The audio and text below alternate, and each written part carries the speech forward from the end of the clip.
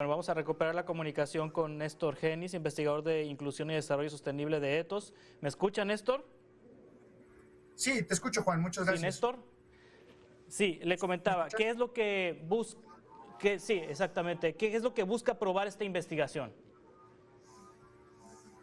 Muchas gracias, Juan. Pues mira, lo que buscamos con esta investigación es, en primera instancia, analizar la estructura del programa para poder identificar aquellas deficiencias que podrían servir posteriormente para algún riesgo de corrupción. Es decir, en este caso no estamos identificando actos como tal, sino desde un enfoque preventivo, ver cuáles son aquellas deficiencias en el diseño, operación del programa, que podrían traducirse posteriormente en posibles brechas que se podrían utilizar para ahora sí realizar actos.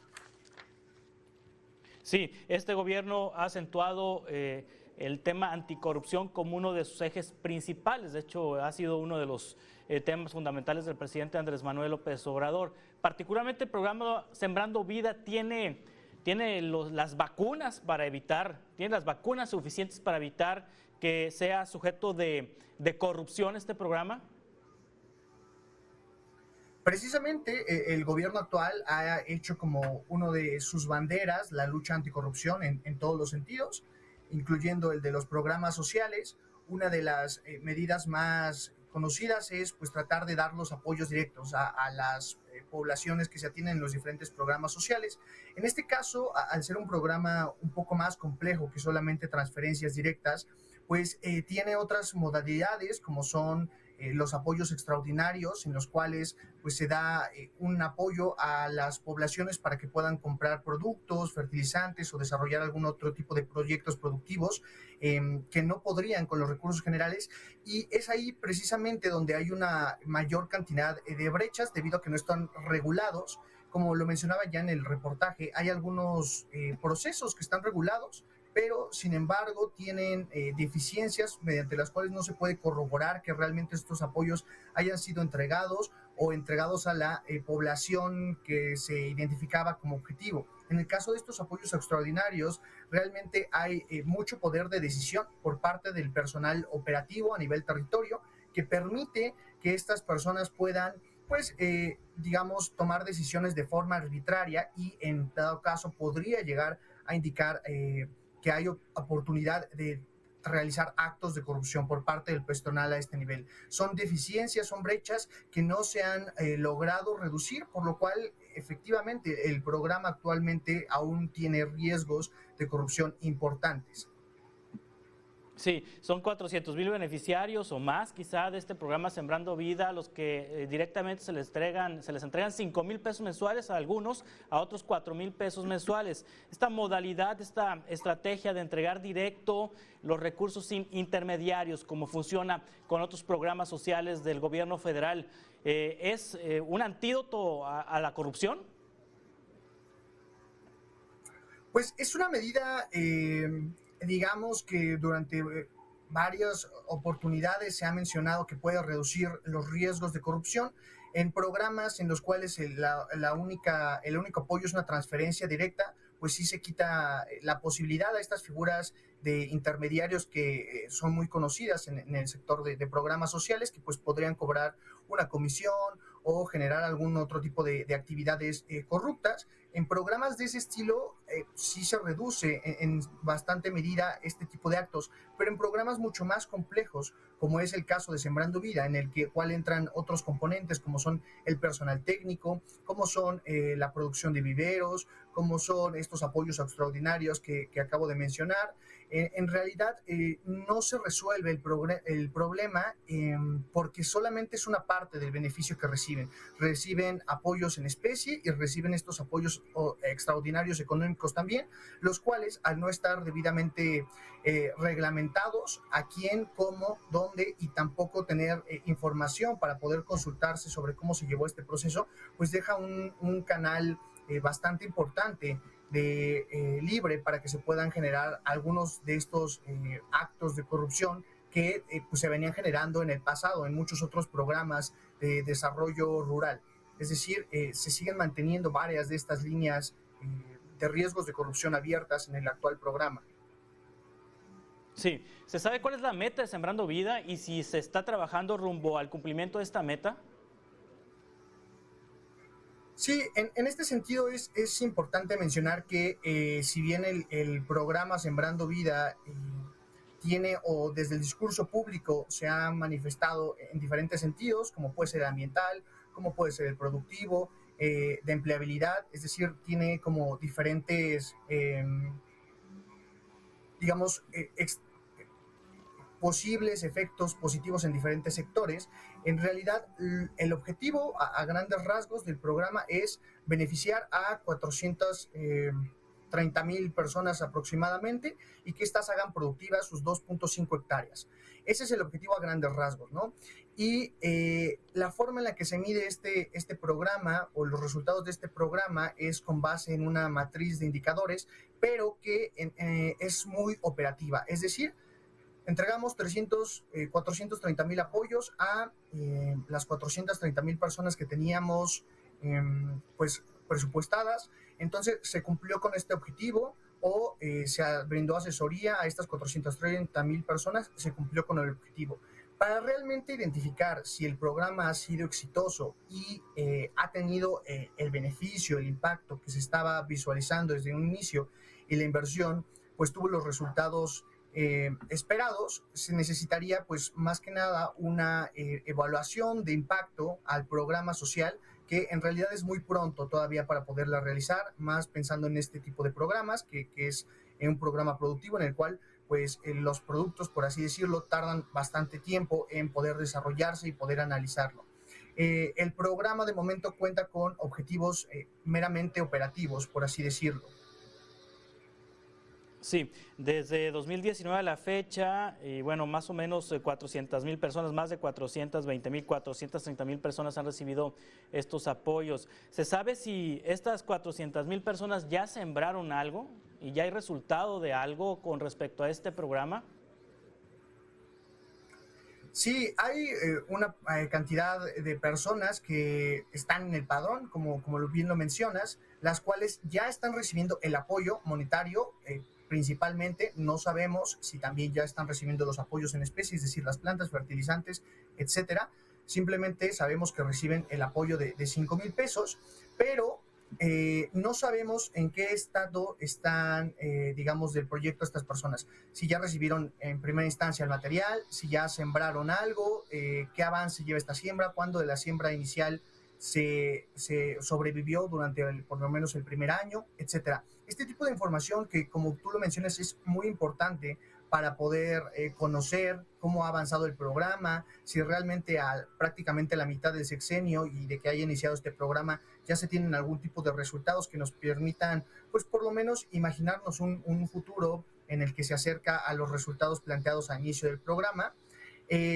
Como no se tiene esta información, al menos no pública, y cuando incluso la solicitas por transparencia, tampoco se te presenta de forma adecuada, pues realmente no tenemos acceso a información que nos permita tener certeza de en qué estado se encuentran estos plantíos en diferentes zonas de la República. Lo más que podemos acercarnos muchas veces es cuando hay algún tipo de evento y desde el discurso público diferentes actores dan algún tipo de actualización o de forma esporádica, pero no tenemos reportes en los cuales periódicamente se informe detalladamente cómo ha evolucionado a lo largo del territorio mexicano estos proyectos de Sembrando Vida.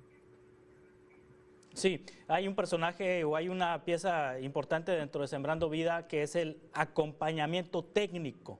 Hay 4,000 técnicos de campo que acompañan a estos cientos de miles de sembradores, de beneficiarios de este programa. ¿Qué papel tiene el técnico de campo y qué mecanismos de rendición de cuentas tienen estos técnicos de campo?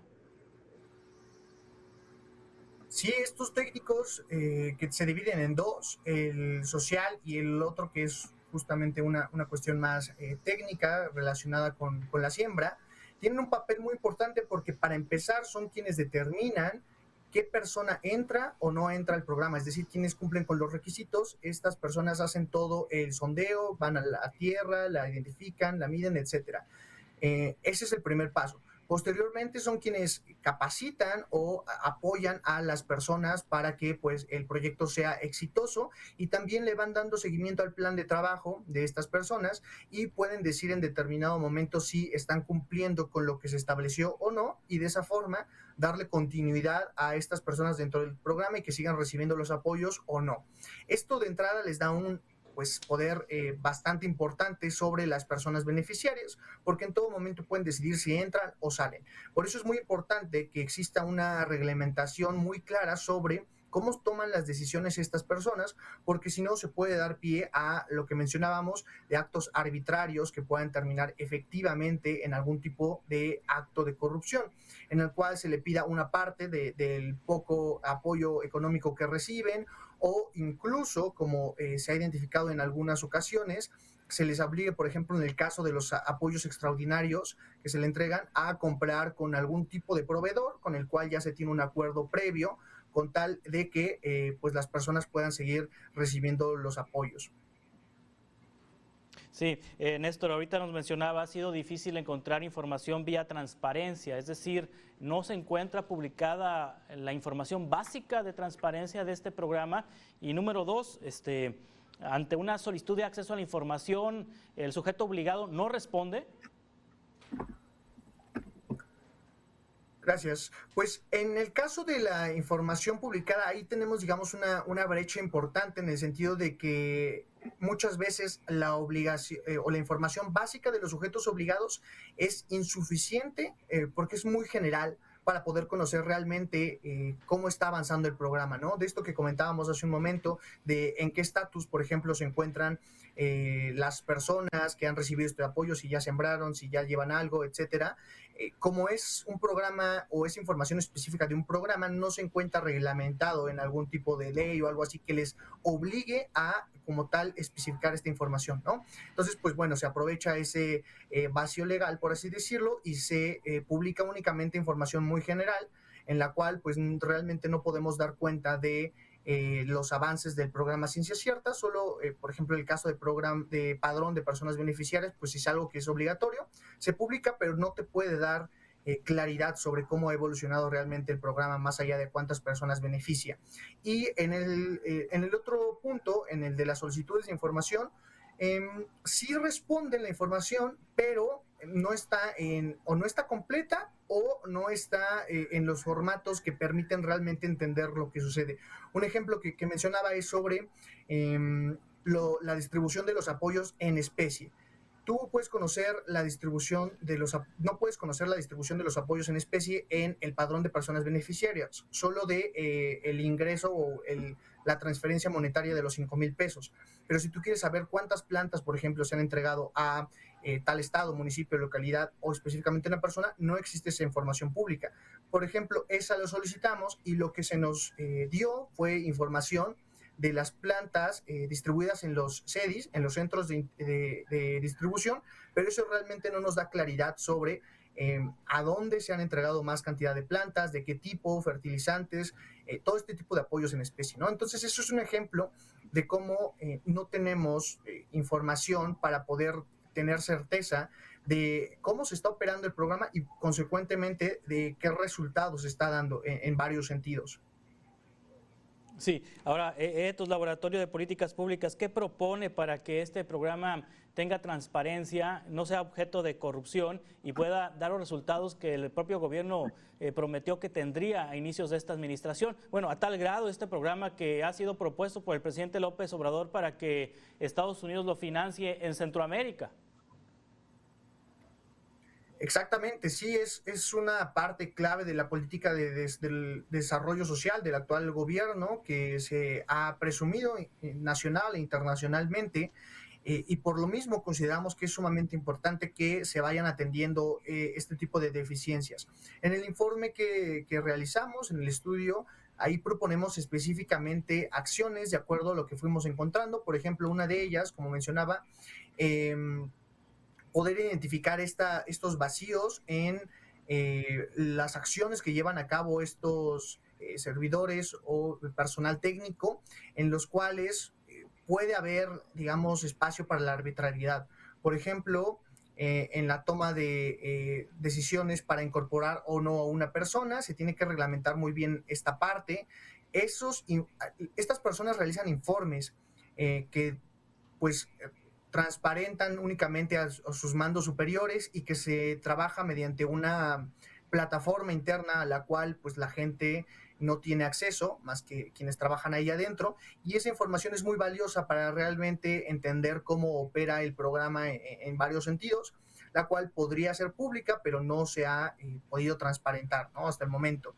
En ese sentido, toda esa información clave de cómo se toman las decisiones en el programa debe ser transparentada para que justamente se pues identifique si hay alguna irregularidad y se hagan las denuncias correspondientes por parte de la ciudadanía, no específicamente de alguien, pero cualquier persona pueda acceder a esa información. En el caso de adjudicaciones directas también hay un importante tema en el sentido de que las contrataciones públicas en su gran mayoría se realizan por adjudicaciones directas en lugar de, por ejemplo, por licitación pública. También debe de reglamentarse esa situación para que se eviten estos otros riesgos que se podrían dar. En el caso de, Sí. por ejemplo, los apoyos extraordinarios, en los cuales no existen las medidas que existen, por ejemplo, para vigilar los apoyos ordinarios, también debe de reglamentarse de forma muy específica y transparentarse a quién se le están dando los recursos, en qué los está gastando, y garantizar que no existe conflicto de interés entre estas personas que participan en esta acción, para que pues las personas que siembran realmente puedan acceder a los mejores precios a este otro tipo de insumos. Ese es un Néstor par de las Genis. propuestas. Sí, Néstor Genis, investigador de inclusión y desarrollo sostenible de Ethos. Muchas gracias por tomar esta conversación. Estamos en contacto, si le parece, para futuros encuentros.